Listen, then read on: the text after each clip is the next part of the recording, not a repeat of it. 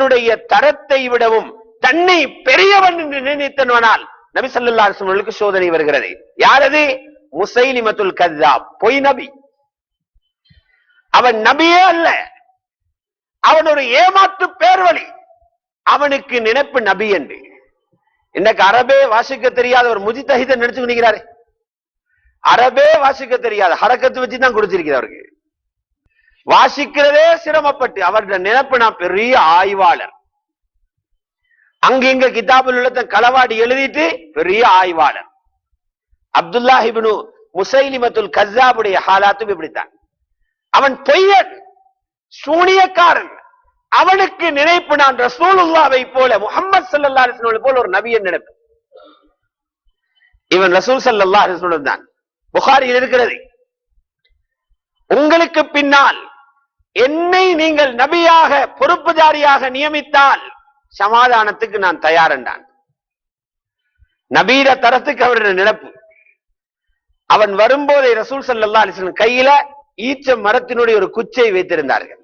காட்டி சொன்னார்கள், உனக்கு ஹிலாபத்துடைய பொறுப்பு என்னவென்றாலும் இந்த தடிதை கேட்டாலும் உனக்கு தரமாட்டேன், நான் இந்த கம்பு குச்சியை கேட்டாலும் உனக்கு தரமாட்டேன், உன்னோட எனக்கு பேச்சு இல்ல, இன்னும் பேச வேண்டுமா, இதோ சாபித் இப்னு கைஸ் இருக்கிறார், அவருடன் பேசிக்கொண்டு போய்தான் சொல்ல.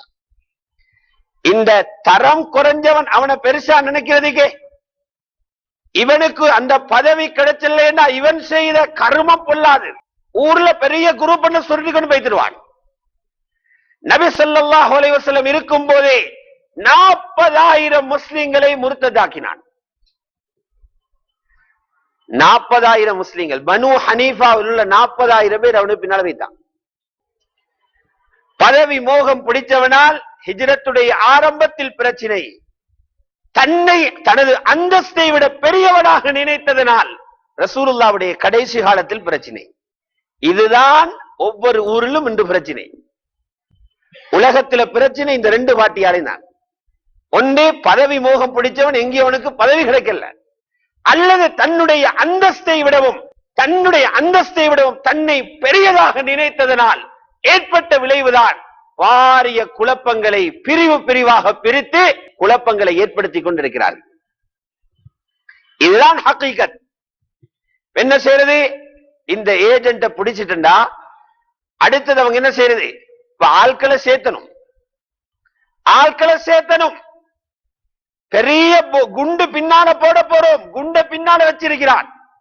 அப்பாவி பொதுமக்கள், படித்தவர்கள், பல துறைகளில் ஈடுபட்டவர்கள், சமூக சேவையாளர்கள், மார்க்கத்தில் பக்தியுள்ளவர்கள், ஷர்றுகள் அழிந்து போய் நலவுகள் உருவாக வேண்டும் என்ற ஆர்வம் உள்ளவர்கள், இவர்களை போய்